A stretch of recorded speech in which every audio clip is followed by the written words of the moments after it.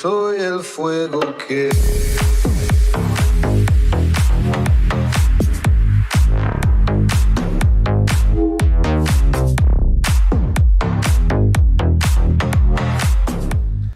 Atenção, atenção, atenção, atenção! Aqui com vocês agora é mais uma aula de filosofia, diretamente do Belém da Serra. Boa noite, galera! E aí, galera? Sejam bem-vindos à minha aula, tá? Muito prazer e felicidade de estar aqui com vocês. Meu cabelinho tá um pouco menor hoje, mas continua bagunçado, pra vocês verem que o problema sou eu mesmo. Mas é assim, né? O que importa na vida não é o cabelo, é a vida. Nossa, eu sendo filosófico agora. Bem, galera, sejam todos bem-vindos, tá? Obrigado, Hugo, Helena, Júlia, a Sandy. Nossa, que saudade, guria, de você. Kaique, Tamires, Júlio, Aline, Samuel. Pô, galera, bacana, hein? Ainda bem que vocês estão aí. Estamos em 11 pessoas, tá? Eu vou reproduzir aqui a lista das pessoas que estão aqui para eu depois ter um controle. Aí no final da aula eu faço de novo para poder registrar a presença de vocês. Então, só para poder avisar, a aula de vocês estão sendo gravada, tá? Depois eu disponibilizo lá no YouTube. Para você que vai compartilhar ou vai ver lá no YouTube depois. Deixa eu ver se eu consigo compartilhar aqui a janela. Consigo, acho que esse daqui, ó. A nossa thumbnail ficou dessa forma, tá? Nossa aula. E aí eu vou dar alguns recados básicos aqui da nossa aula de hoje, que são de coisas anteriores, tá? Os alunos que não fizeram os roteiros de filosofia, por favor, corram atrás dos roteiros de filosofia, façam os roteiros de filosofia para que você possa melhorar pelo menos a sua nota, que você ficou com nota vermelha. Muitos alunos ficaram com notas vermelhas, muitos alunos estão com problemas absurdos de falta. Então procure seus professores, a gente está numa busca ativa aqui enorme, querendo com que vocês melhorem, que vocês tenham notas melhores. E lembrando que não é só fazer por fazer, as coisas têm que ter qualidade no que vem feito. Infelizmente eu recebi muito texto que é cópia, e aí me dá até dó de colocar assim: ô fulano, você vai ficar com 0 porque na verdade você copiou as coisas. Então não cometa esses erros. Vocês também devem assistir as aulas do CMSP, que vão começar depois daqui, e também devem fazer as atividades lá na pastinha, que é a pastinha que tem aqui a pranchetinha, né? Tem que fazer essas pranchetinhas de aula. Só isso, professor? Só, né? Tá pouco, né? E depois tem gente que fala que adolescente só estuda. Então, sejam muito bem-vindos à minha aula. É um prazer estar aqui mais uma vez com vocês. Meu nome é Wellington, essa daqui é uma aula de filosofia, está aberto para o YouTube. Se você está assistindo no YouTube, para que você não fique com um total de faltas, né? Eu só vou te dar uma falta, mas você pode ganhar pelo menos uma presença da outra aula, que são como se fosse duas, tá? Colocando seu nome aqui debaixo na descrição. Eu vou lá, olho de direito lá no canal da escola e aí vejo. Por favor, se inscreva também no canal da escola. Bem, parando com isso, parando de papagaiada de papo de youtuber, vamos para a aula. A nossa aula de hoje, gente, tá uma aula muito gostosa, porém é uma aula que a maioria dos professores de filosofia não teriam coragem de dar, porque vai mexer com um assunto que é muito sério, que é um assunto sobre o conhecimento humano. E aí o que acontece? A gente vai abordar o conhecimento por 2 viés, tá? 2 viés hoje. Você que vai abordar o conhecimento de hoje, entenda porque é meio ousado ter que participar disso e mexer nisso daqui, porque a gente vai ter que falar sobre isso daqui, ó. Pra você que tá tendo a aula aí... Eita, deu pau aqui. Desculpa, gente. É que realmente o PowerPoint aqui deu pau. Então, deixa eu voltar pra cá. Pois bem, o objetivo da aula de hoje é identificar marcas de discurso filosófico, mitológico e religioso. Características do discurso filosófico em comparação com o discurso religioso. Então o que acontece? Essa primeira parte da aula é conhecer a parte e o mundo, né? O que é o conhecimento. E por que eu considero que é muito ousada essa aula? Porque a gente vai trabalhar a questão da religiosidade, da religião. E normalmente quando se fala de religião existem muitas polêmicas, né? Mas eu tô aqui para desmistificar essas polêmicas entre filosofia e religião, porque na verdade o que a gente tem muito na cabeça é senso comum. Vamos acabar com esse senso comum. Tudo bem, galera? Então, bora lá, nossa primeira pergunta, né? A nossa primeira pergunta da aula de hoje, para que vocês respondam no chat. é a seguinte. Por favor, vamos lá, todo mundo aqui. Vamos esperar que funcione. E não tá funcionando meu PPT, que beleza. Tirou hoje para me dar trabalho. Ai, que raiva. Bom, gente, eu posso abandonar o PPT e ir no Google mesmo? Quem sabe faz ao vivo, vai. Eu vou colocar aqui do lado, tá? A nossa primeira pergunta é: o que é o conhecimento? Sabe qual é o problema? Tava tudo bonitinho ali, o slide tudo bonitinho, e aí não tá abrindo, tá dando pau.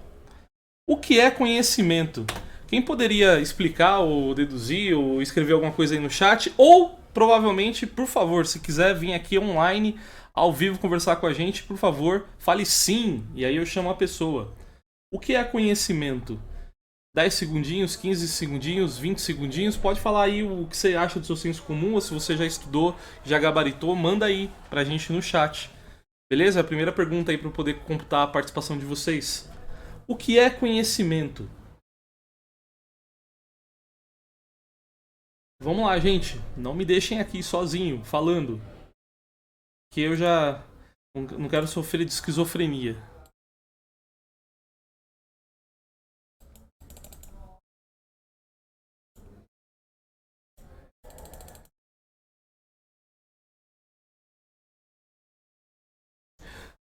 Então vamos lá.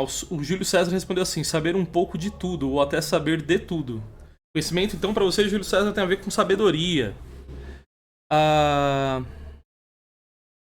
aprender e compreender as coisas. Tamires. Beleza, Tamires.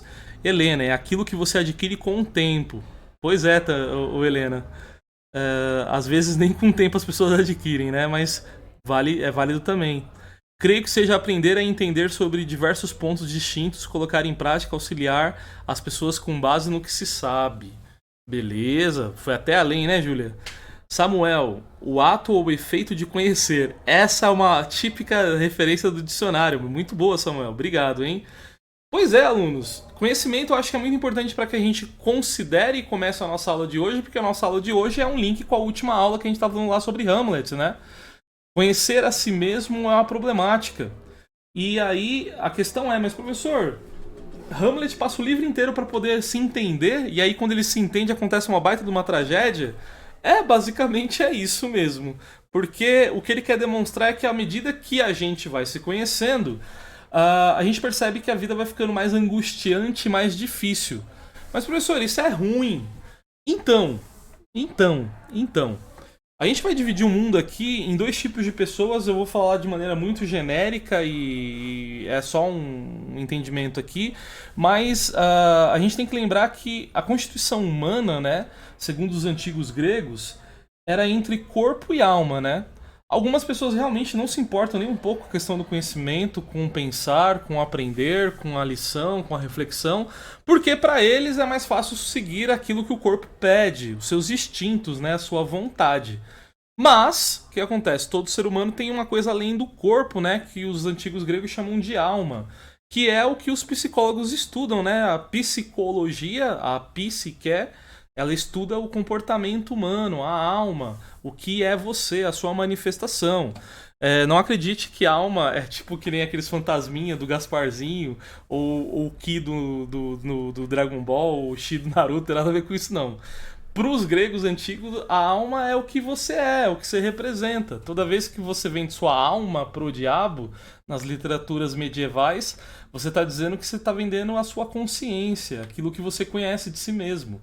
Então você está deixando de ser você para poder servir o capeta, o capiroto, o chifrudo, o Beelzebub, o demônio. É mais ou menos assim. Essas relações de conhecimento e de consciência, então, ela é muito importante porque a pergunta é como é que eu construo quem eu sou. E a religião e a filosofia, elas estão o tempo inteiro intrínsecas nesse desenvolvimento dos seres humanos. Muito do que eu sou hoje tem muito a ver com a questão do que eu estudei de filosofia e também com religião. Uma pergunta que eu quero fazer para vocês agora no chat é mais ou menos assim, ó. Se você tivesse nascido no Japão feudal, ali na 400 anos depois de Cristo, será que alguns de vocês aqui seriam cristãos? Responde aí pra mim no chat. Será que teria como algum de nós aqui sermos ou nos transformarmos em cristãos 400 anos depois de Cristo no Japão? Obrigado, Hugo. Obrigado. Talvez, é uma pergunta bem comum também. É uma resposta bem comum, Samuel. Mas é provavelmente não, né? Porque, infelizmente, a nossa relação social, principalmente se a gente morasse no Japão, até hoje é muito difícil você ver a questão do cristianismo. Por exemplo, morando na China, você vai ver o hinduísmo. E tem muitas religiões que a gente não consegue ver aqui porque nós estamos praticamente ocidentalizados por uma questão de visão cristã, né? Nós aqui todos acreditamos em Cristo. A maioria das pessoas acreditam em Cristo. E o que acontece? É bem difícil você dizer que não tem a ver a sua formação de quem você é com a sua fé, com a sua crença. Por isso que a filosofia ela sempre respeitou que a religião também é uma forma de poder conhecer. Olha que lindo. A religião é uma forma de poder conhecer. De poder conhecer é um conhecimento, é realmente um saber. Então o que acontece? Para a filosofia não dispensa os saberes, né? O senso comum tem um conhecimento, a religião tem um conhecimento, a fé tem conhecimento, a ciência tem conhecimento, e para a filosofia os conhecimentos eles são válidos desde que você entenda quais são os lugares deles, né? Por exemplo, quando a gente fala sobre religião, a gente tem que lembrar que a religião ela não está em muitos pontos, principalmente a religião cristã, que é a mais comum aqui no Ocidente, para poder falar das realidades naturais. Elas falam sobre a transcendência do ser humano, né? O homem que consegue amar em Cristo é um homem que transcendeu a própria natureza humana, como diz aí em muitos versículos da Bíblia. E aí o que acontece? Professor, então esse conhecimento é inútil, não serve pra nada? Não, serve pra alguma coisa. Serve pra você aprender sobre transcendência, serve pra você aprender sobre algumas lições, e aí constituir o que a gente vai chamar hoje de conhecimento. Por exemplo, o amor, a felicidade, são todas construções dos seres humanos, né? E não são coisas que vieram só de uma influência. Para os gregos, amor é uma coisa, para Shakespeare, o amor é outra coisa, para Wittgenstein, o amor é outra coisa, como para Jesus Cristo, o amor é outra coisa. E aí o que acontece? É muito provável que alguém com religião, ou mesmo alguém sem religião, como um ateu, eles dividam desse conhecimento para poder constituir quem eles são. E é muito complicado porque a gente percebe que nem todo mundo que é religioso, e nem todo ateu também, que decidiu não acreditar em Deus ou em nada, de certa forma, o agnóstico, né? Você pergunta pra ele assim, mas por quê? Qual é o motivo da sua descrença ou da sua crença? E aí as pessoas travam. Por exemplo, você conseguiria explicar por que vocês acreditam no que vocês acreditam? Eu não tô aqui pedindo pra ninguém defender religião, não, tá, gente? Mas sua crença. Por exemplo, eu sou cristão. Por que eu acredito em Cristo? Vocês conseguem ter consciência de por que vocês escolheram a sua religião? Ou você que é ateu, você tem consciência de por que você não crê em alguma coisa? Por favor, se vocês puderem responder no chat, ou se quiserem falar ao vivo, por favor, me falem aí, só colocar um sim que eu chamo. Tá bom?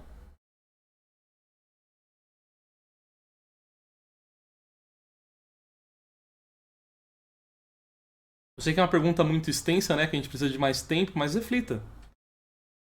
Por que a gente defende a nossa crença? Eu demorei muito tempo para poder entender por que eu decidi virar cristão.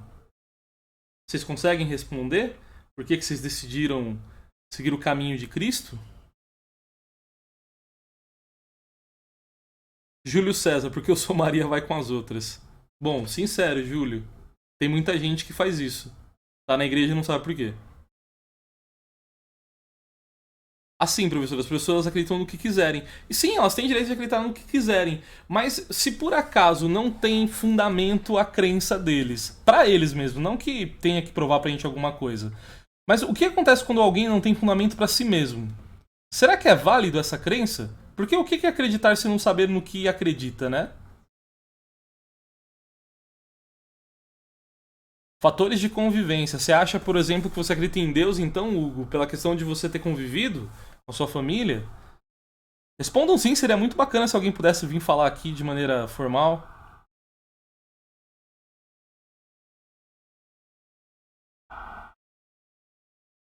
Acreditando em Deus, por exemplo, ou não, para a pessoa não importa, ela apenas não liga.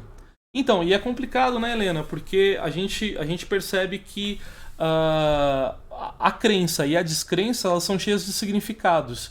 E a gente pode aprender alguma coisa com isso. Eu gostaria muito de ouvir ainda mais respostas de vocês no chat. Continuem comentando no chat. E aí, o que eu vou trazer para vocês? Eu vou trazer para vocês praticamente não um testemunho, é um verbete aqui de um professor de filosofia da universidade, que ele fala um pouco sobre Jesus Cristo, e aí ele fala pra ele, né, por que ele decidiu acreditar em Deus, né, em Jesus Cristo, e ele tenta explicar por que, né, a filosofia e a religião, elas meio que conversam juntos. Eu só vou ler as respostas da Júlia e da Tamires, que eu acho muito importante, tá? Eu cresci numa família que escolheu acreditar e hoje eu poderia decidir que se queria ou não. Isso é muito bacana. Continuar acreditando. É a minha escolha, foi o que eu continuaria. Pois eu experimentei diretamente um contato da alma com ele. Amo acreditar no que vejo, mas sinto e sinto muito. Beleza. Muitas pessoas julgam acreditar em Deus pelo fato de não podermos ver ele, mas eu acredito nele porque eu sinto, e é algo que vai bem além de ver. Sim, Tamir, sim, verdade. Sim, professor, além da minha criação dentro da igreja, já tive experiências com Deus. Bacana. Ó, você consegue manifestar argumentos para poder justificar, né, a coisa. E isso é muito complicado, porque se a gente não consegue justificar nada, nem sobre nós mesmos, a gente fica na dúvida, né? Isso gera dúvida dentro da gente. Tipo, por que eu tô indo para tal lugar? Por que eu fiz tal escolha? Por que eu escolhi tal coisa? E aí o que acontece? Eu quero dividir com vocês. É uma aula muito bacana. Tem alguns minutos, não vou passar inteiro, tá? Só vou passar uma parte para vocês. Mas espero que vocês aprendam e a gente vai discutir no final da nossa aulinha aqui, tá? Eu vou deixar o link no YouTube para que vocês possam assistir também, tá? E aí a gente vai assistir junto. E se você não conseguir assistir junto aqui, você pode abrir no YouTube e depois volta para cá. Assiste pelo menos no mínimo aí uns 10, 9 minutos da aula e volta para cá para poder continuar com a gente. Os gregos morreram, Aristóteles morreu, e o pensamento grego foi pouco a pouco sendo substituído por um outro jeito de pensar a vida, o homem, o universo, e esse outro jeito também tinha um grande líder, um grande mestre espiritual, chamado Jesus. Jesus nasceu em Nazaré, 350 anos depois de Aristóteles. Aristóteles, você sabe, era grego e estudou na academia de Platão. Jesus era judeu e se formou no judaísmo. Aristóteles tornou-se Se vocês puderem, cliquem no vídeo, tá? Na academia. Vocês estão conseguindo escutar normal? Tornou-se um subversivo no judaísmo. Obrigado, gente. Jesus disse coisas que ninguém tinha dito antes. E Jesus, grande sábio que era, respondeu à nossa pergunta: o que a vida tem que ter para valer a pena? E a resposta de Jesus é impactante até hoje. Por mais que vivamos numa sociedade de cultura cristã, a resposta de Jesus, quando anunciada com clareza, produz extraordinário impacto nos espíritos de quem ouve. O filé mignon da vida, a vida que de fato vale a pena, é a vida assumidamente dedicada ao outro. Isso é absolutamente incrível, sobretudo para nós, acostumados a ouvir que o sucesso da nossa vida tem a ver com o nosso próprio ganho, com a nossa própria riqueza, com o nosso próprio conforto, com o nosso próprio poder. Jesus dirá mais ou menos o contrário. O filé mignon da vida, aquilo que fará de você um vivente feliz, é a entrega, é proporcionar, é alavancar, é permitir que o outro viva melhor do que viveria se você não existisse. É permitir que o outro sorria o sorriso que, se você não fosse, ele não sorriria. É permitir que o outro sinta a alegria que, se você não estivesse, ele não sentiria. E aí sim, você terá vivido vida boa, vida que valeu a pena. Lição de Jesus. Bem, os exemplos podem ir ao infinito. Basta que alguém que você ame fique doente, para que você gaste num único cheque tudo que tinha guardado para si. E aí você descobre rápido o que vale mesmo na hora de viver. A minha filha Natália é a mais nova dos meus filhos, tem 13 anos hoje. Quando tinha 4, foi acometida de gravíssima doença, rara no Ocidente. Síndrome de Kawasaki, um vírus letal. Funciona mais ou menos assim.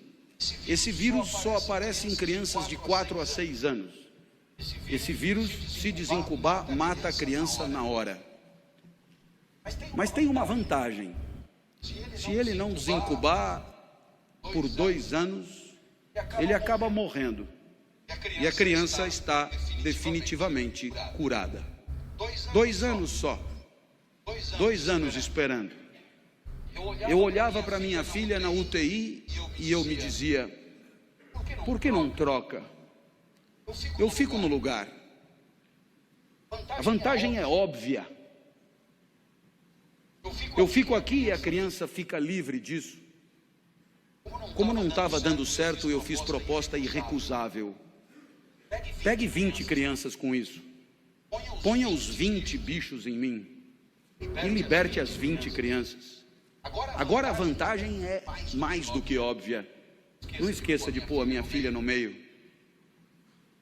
Bem, pensando assim, eu aprendi coisas sobre mim. Coisas que eu não sabia. Eu aprendi que para mim a vida não era o bem de maior valor. Continuar vivo não era o mais importante. Porque se fosse o mais importante, eu não trocaria. Se fosse o mais importante, eu jamais faria aquela proposta. Então, naquele momento, eu aprendi que havia alguma coisa que valia mais do que continuar vivo. Eu aprendi, então, a maior lição de Jesus de Nazaré. A maior lição. O que mais vale na vida. O filé mignon da vida. Eu aprendi que o amor vale mais do que a própria vida. Por isso propunha a troca.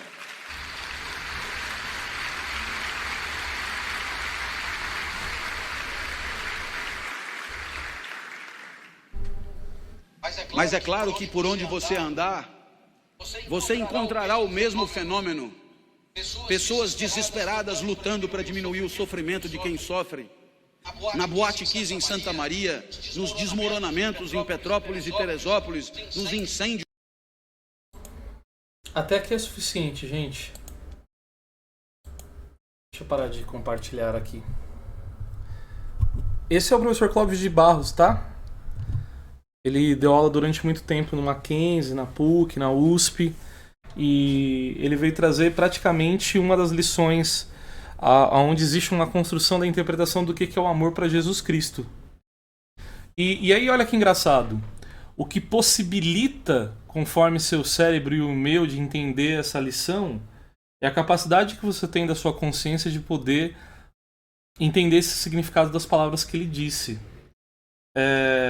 Você pode ser ateu, você pode não ser ateu e tudo e tal.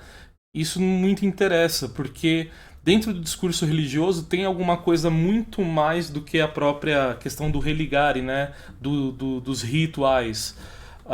Tem o aprendizado, tem a sabedoria, como o Júlio falou ali. E aí o que acontece? A Helena colocou assim, bom, eu não tenho dúvida de por que acredito em Deus.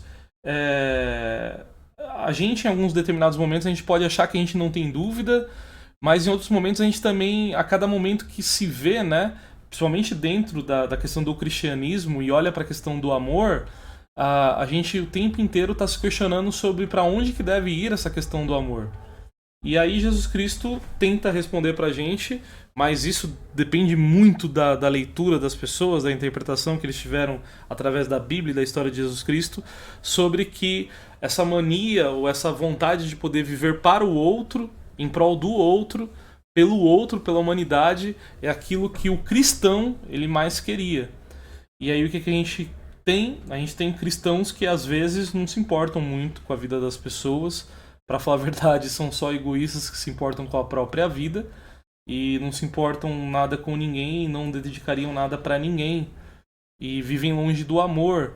E algumas vezes, Helena, meio que transmutam esses conhecimentos dizendo que são apaixonadamente obcecados e amam Deus, mas não conseguem amar nem suas próprias famílias que estão do lado, tratando mal suas filhas, seus filhos e algumas pessoas que estão lá. E nós não estamos aqui no mérito de julgar ninguém, mas a questão que é bem lógica disso é que o Clóvis de Barros ele consegue dar o entendimento dele de por que ele entendeu o que significa o amor para Cristo, né? E talvez, quando a gente escuta o Clóvis de Barros falando, você se questiona aí também sobre qual é o seu entendimento. Eu me questionei demais, demais mesmo. Teve uma época que eu não sabia se eu era capaz de amar alguma coisa. Até entender pelo menos essa questão do se dar por alguém. Ah, professor, mas você só entendeu isso com o seu filho? Não. Pra falar a verdade, eu entendi, eu acho que antes ainda, né? Quando eu decidi virar professor, a vida de professor é uma vida pelo aluno, né? A gente... Cauã... professor, como você pode amar Deus odiando seu irmão? Pois é. Eu acho que eu aprendi isso muito mais cedo com relação à escola. Teve determinado momento que eu era aquele tipo de professor que não se importava tanto com o aluno, que pra mim era importante era passar a lição e pronto, acabou. E determinado momento decidi que eu deveria conversar com meus alunos a ponto de saber se realmente eles entenderam e aprenderam alguma coisa, para que eles pudessem melhorar a aula junto comigo e que a gente fizesse a aula juntos, né? E aí eu deixo para você. Por exemplo, por mais que vocês não acreditem em religião, vocês não acreditem em filosofia também, que é um direito de vocês, né? Todo mundo tem direito de acreditar naquilo que quiser. Será que a religião e a filosofia não podem colaborar com conhecimentos, né?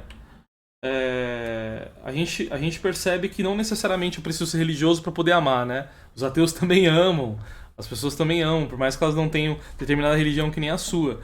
Mas como que é bacana a busca do conhecimento para poder não dar satisfação para as pessoas, mas poder explicar o mundo, né?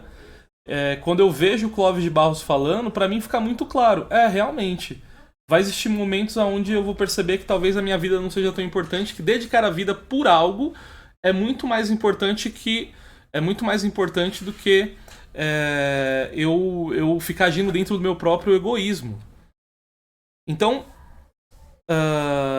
para poder terminar, né, que a gente está chegando quase perto do final dessa aula aqui, eu vou deixar algumas questões para que vocês possam refletir, né?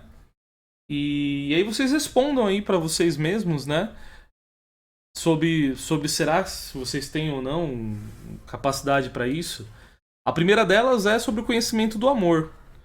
A partir dessa aula que vocês estão vendo aqui e do que o Clóvis de Barros falou e sobre o apontamento de Cristo, vocês acreditam que vocês amam profundamente realmente algo ou alguém? Existe alguma coisa na vida de vocês que vocês dariam a vida por isso? Se sim, eu acho que vocês podem colocar no caderno de vocês. Se quiser colocar aqui no chat ou vir para a aula para poder conversar, eu agradeço muito. Não precisa escrever no chat se não quiser, mas eu ficaria muito feliz porque essa aula é para ser compartilhada. Beleza? Você gostaria de entrar, Júlia, para poder falar? Não, tá bom. Helena, se puder também. Eu gostaria muito da presença de vocês, porque é muito importante a gente poder perceber se realmente a gente entende daquilo que a gente conhece. Isso, Helena, se você pudesse falar. E aí eu faria as perguntas pra você responderia em nome da sala. No caso das 3 salas, né? Terceiro A, B e C. Opa, então bora lá. Eu gosto disso, guria. Pode atitude. Vou separar aqui as perguntas. Pegar aqui. E a gente já vai começar, tá bom? Pra poder encerrar essa aula final. Oi, Helena, tudo bem? Tudo. Ô, guria. Seja bem-vinda, tá? Você tá sendo gravada. Vai ficar ao vivo pro YouTube. Você me dá seu consentimento Meu para Deus. que eu poste lá no YouTube, senão eu não posso postar. Não, não poste minha cara no YouTube. Não, por favor, me dá o consentimento, senão os alunos não vão poder assistir essa aula depois. Pra postar sua cara? Quer que coloque filtro?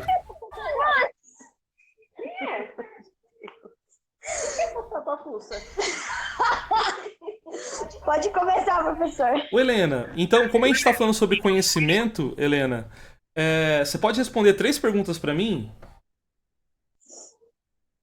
Fale. Tudo bem?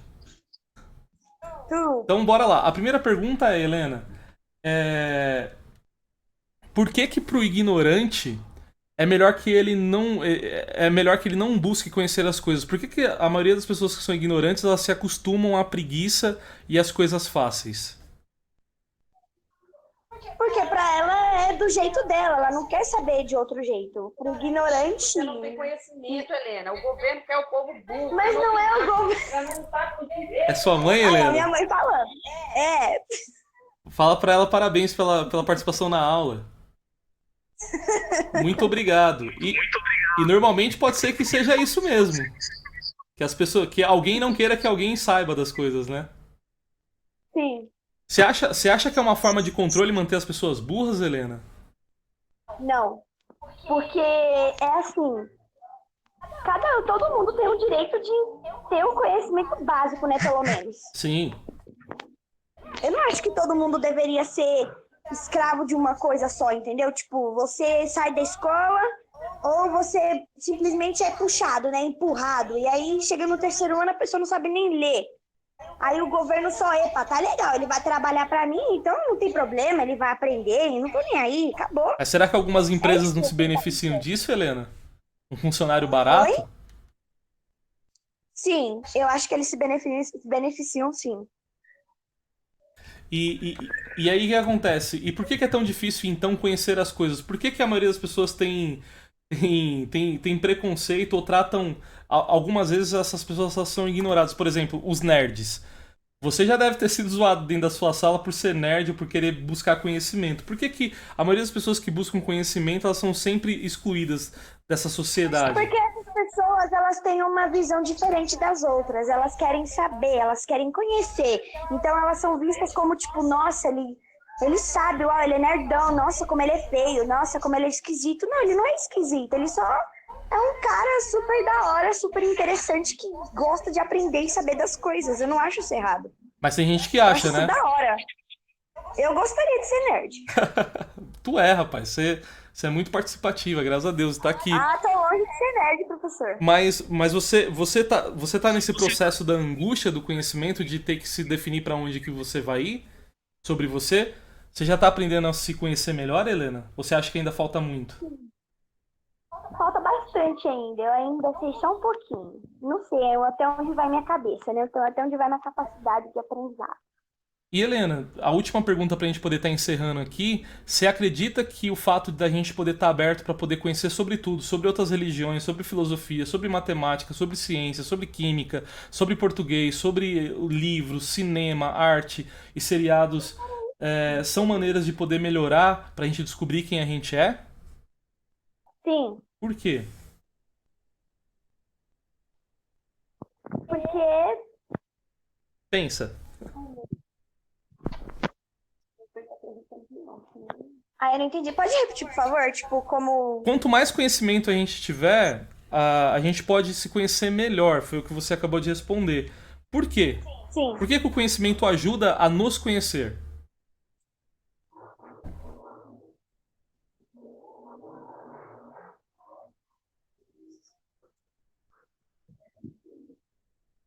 Ai, professor...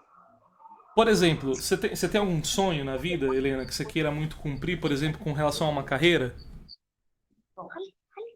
Vale tu. Oxe, mulher. Porque, ó, palavra de minha mãe, porque quando a gente se conhece melhor, a gente para de ir pela palavra dos outros e começa a ir pela sua. Opa, muito boa a participação da sua mãe. Fala pra ela de novo, muito obrigado. Sim, quando você começa a conhecer, você usa o conhecimento em prol de si mesmo, né? Você vai se escolhendo, você vai se criando. Então, tem pessoas que não se criaram nada porque não conhecem nada, e algumas pessoas que vão pegando conhecimento e vão se construindo conforme o tempo. Então, Helena, muito obrigado pela sua participação, tá? De nada. Muito obrigado mesmo, apesar de você não aparecer, não mostrar esse cabelão Eu lindo pra apareci gente. sim, mostrei minha cara, você não viu? Pouco, 2 segundos. Podia aparecer mais. Minha cara está feia. Muito obrigado a todos vocês, tá? Muito obrigado pela presença dos 14 que estão aqui. Só pode ficar aí, Helena, não precisa sair ainda não, tá? Só fazendo aqui a chamada de novo. A presença hoje vai para Aline, Gabriel, a Júlia, a Helena, o Hugo, Júlio César, Kaique, Cauã, Renato, Samuel, Sandy, Sara e a Tamires. Então todos vocês que estão aqui, vocês estão com presença. Os que foram assistir pelo YouTube, coloquem depois o nome embaixo que estão assistindo pelo YouTube, tá? E aí eu dou parte da presença, não posso dar a presença inteira, senão seria injusto com os garotos que estão aqui. Mas eu pelo menos dou uma das presenças das duas que vocês teriam agora aqui. Helena, muito obrigado mesmo pela sua participação. Agradeça aí a sua mãe, eu não sei qual é o nome dela, Helena? Ruth, Dona Ruth, muito obrigado, tá, pela sua participação também na aula. A gente fica por aqui, tá? E aí vocês acompanham agora a aula sobre as questões do CMSP, tá bom? Não sei porque que o Hugo tá bravo. Hugo, não fique bravo, tá? Não fique bravo, ele não. queria ver minha cara. Ah, tá. Ó, o Hugo tentando te ver cair. Então, tchau pra vocês, tá, gente? Fiquem com Deus, até a próxima. Falou! Falou.